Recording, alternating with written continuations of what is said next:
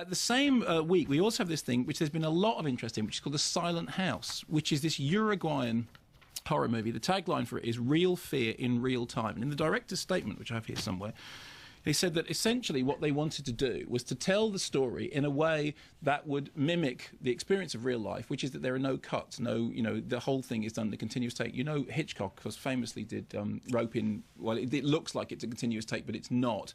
They have to have breaks every 22 minutes or 17 minutes, because that's when a reel of film would run out. So you had to do it so the camera would pan past a black wall, or there'd be a quick fade to black, or there'll just be a little sweep go past somebody's back or something, there'd be a cut. The deal with Silent House is that real fear in real time, and the publicity gives you to believe that the whole story plays out in one continuous shot, which is slightly different to one continuous take. Now, interestingly enough, being even more nerdy than I am, Nigel Floyd of this parish found out the camera they were using, rang up the manufacturers of the camera and said, how long is the maximum single take you can do on that camera? And it turns out it's shorter than the length of the film. So he said, QED, it ain't actually one take. It doesn't make any difference. I mean, there are several sections. That's devotion to the cause. It is. That's research. And, I love Nigel, but I love him all the more for the fact that he actually tracked down the manufacturers of the camera and said, I'm a film critic. I want to know, is this possible? So what happens is, at the beginning of the film, a young woman and her father turn up at a house, a sort of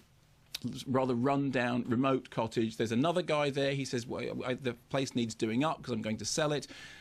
Don't go upstairs. It's dangerous upstairs because the floorboards are falling down.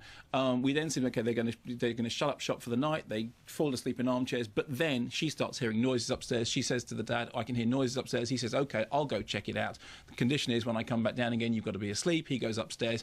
Bad stuff happens. And the whole movie plays out in allegedly real time. It's 76, 78 minutes long.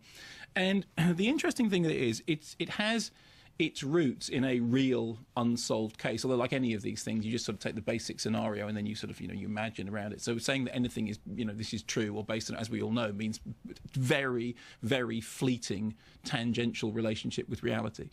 But the thing it reminded me of most, and I'm just surprised this hasn't come up, is it is the Haunting of Hill House. I mean, which is the the Haunting of Hill House. Yes, I remember talking about it.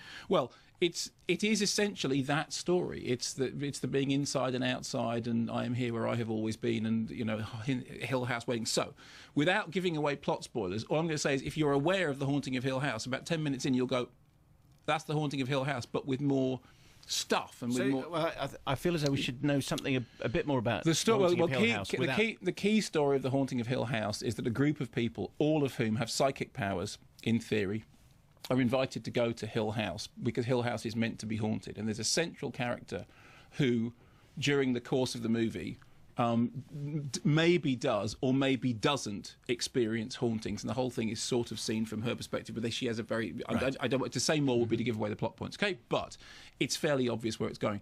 Now, I sat there and watched it, and I was I'm impressed on a technical level in that doing the single shot thing is really hard. I mean, obviously, I think I assume from Nigel's research that there are edits in there, but still it's fairly impressive. It's quite complicated to do very, very long tracking shots, and everything has to play out. And there's a kind of orchestration thing going on. I was thinking, God, that must have been hard to orchestrate. She's gone into that room, she's come out again, the cameraman hasn't been caught in the mirror there. She's got to continue doing this in one long sweep. And what I realised was the reason I was being technically impressed by it was that I wasn't scared. And that was a problem for me, because in the end, this wants to be a sort of Blair Witchy or post-Blair Witchy style horror movie that makes you completely engrossed in the story and makes you scared. And all the time that I was technically admiring it, I thought, I'm technically admiring it because I'm not involved enough in the story. It seemed to start rather slowly. It seemed to me fairly apparent where it was going. And then actually the sort of revelations and twists at the end kind of make a mess of the stuff that has gone before. And it ends up tying itself up in all sorts of knots, none of which would matter had I been completely engrossed in the atmosphere in the way in which other audiences have. I mean, I have to confess that much as with Paranormal Activity, some people found that film very creepy. I didn't. I thought there were things about Paranormal Activity that I was fairly impressed by the idea, but I didn't think it scared me. And in the case of Silent House, it's an interesting idea. I didn't find it scary. That was a problem. And I don't think it's quite as inventive as other people seem to think. But when you put it next to The Roommate, which is simply a rehash of a movie that was done much better, much earlier, much more inventively, with much more brio and verve, put it next to that, Silent House is a masterpiece.